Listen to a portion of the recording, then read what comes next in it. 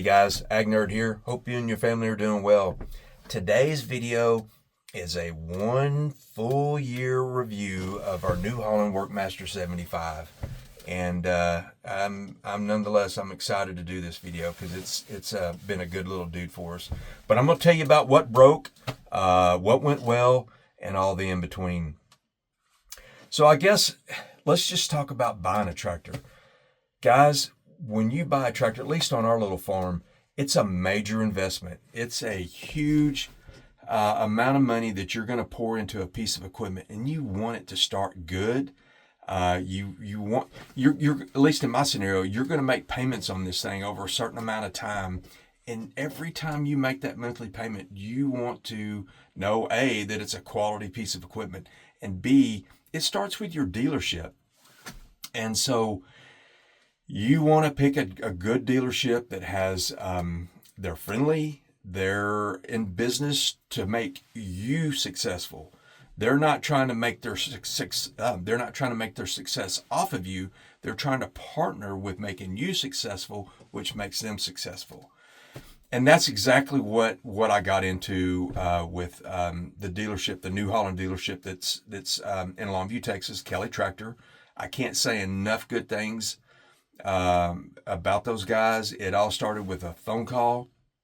It all started with being genuine, giving me straight numbers. It was not high pressure sales.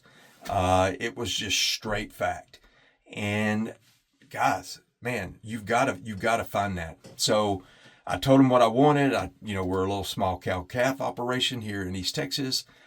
We cut and bale our own hay. We're a one tractor family now. We have one old Ford 3910. It's about a 47 horsepower tractor, maybe 42 PTO. And we, A, want two tractors, and B, we want a bigger tractor to run our round baler. And so hey, man, we can fix you up with the Workmaster 75. And matter of fact, we have some specials on it. Come in and let's talk. So I went over to those guys, and they did. They hooked me up with this was in 2024, and they hooked me up with a 2023. It was brand new, but it was a year old, and so I got a good, fair price on it. At least I think I did, along with the 0% financing. And so this is 25. This is Christmassy time of year. So this is the 1 year review of the 20 from when I bought it in 2024. And so, hey, it helps having that good rapport. And so we were able to get the tractor. They delivered it to us, and it was just a great experience. But it being the start of winter, there's not, of course, there's no cutting and baling going on. But we were able to get it and start. We were brush hogging with it. We were putting out hay with it. And so, man, it was run our brush hog. This tractor's way more tractor than our brush hog will support. So we may expand that later on, but it was blowing through it like it wasn't even there. Same thing with putting out hay, man, it just, love it. The front end loader, it's a self-leveling front end loader. I love that. The quick attach implements for it, man, they're just fantastic. I love it to death. I did notice that as we're mowing with it, it does use more fuel than our old Ford 3910. I will give it to you. This is a larger horsepower tractor. It has AC. I expect that it's going to use more fuel.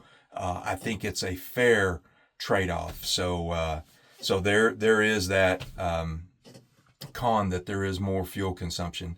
Now I will say, talking about fuel as a pro, it doesn't need the DEF.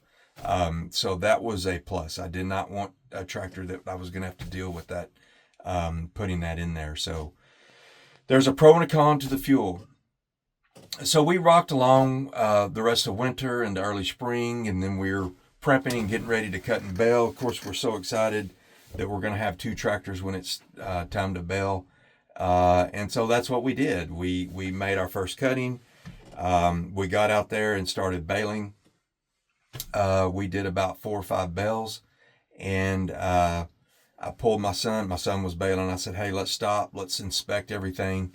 And dude, I didn't even, this is my son talking, he didn't even know the baler's back there. I mean, it just, where that old Ford, man, it'd give everything it got to round bale, but it would do it. This guy, man, it just like it wasn't even there. I mean, it just walk and talk. I wish I hadn't stopped him to inspect, but I did. And so when we inspected the bell and he went to get back in the tractor to go, he went to engage the PTO and it would not engage again.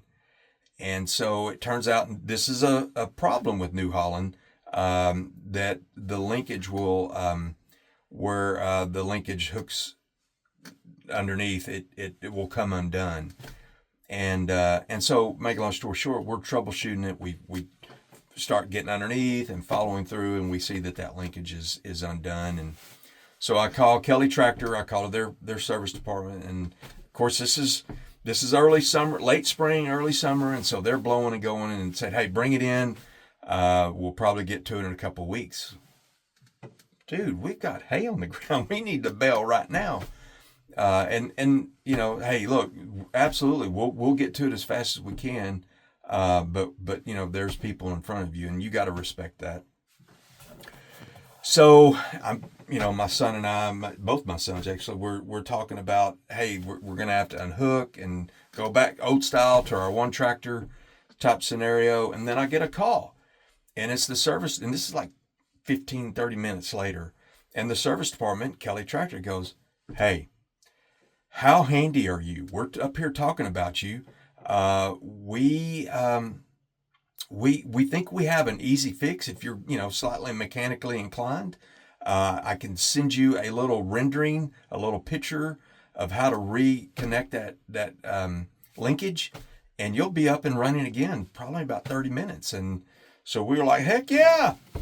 So they did just that. They emailed me, and I'm going to show you a picture of it right here, of the little diagram they sent. We were able to get under there and do that, and we were cooking. We were right back in business. So there's our little field fix, and thank you to Kelly Tractor for their great customer support. The unhooking and hooking the hydraulic connectors, the little flap that goes on that broke off. I'll try to show you a picture of that. But it just popped off like it was just aching to break. None of the others have done that, but just that one. So there's another con to it. The AC works well. The heater I'm using today, it's about 30 degrees outside and high wind. That's why I'm sitting in the cab, is because of the wind noise. All of that works well. Plenty of power. I've heard people talk about the front end loader placement for the deal is off. Now I'm about 6'3" and I'm long armed, and actually it works well just where it is for me. So I don't have any cons about that or pro. It works great for us. We're about at 200 hours of this, so we're fixing to do an oil change. I don't know this because we haven't tried it, but they say it's hard to get the oil filter off, and that there's some hoses or wires that are in the way of that filter, and it's tough to get that off the first time. So we're going to change the oil in it, and then if we have any problems, I'll do an update video. So really, those are the pros and the cons. There's not a lot I can say that's bad about this tractor. It's does everything I want it to do. They call this an entry-level tractor, but coming from that old Ford tractor that we cut and bale with, man, it's like a Cadillac. And would I do it again? Absolutely.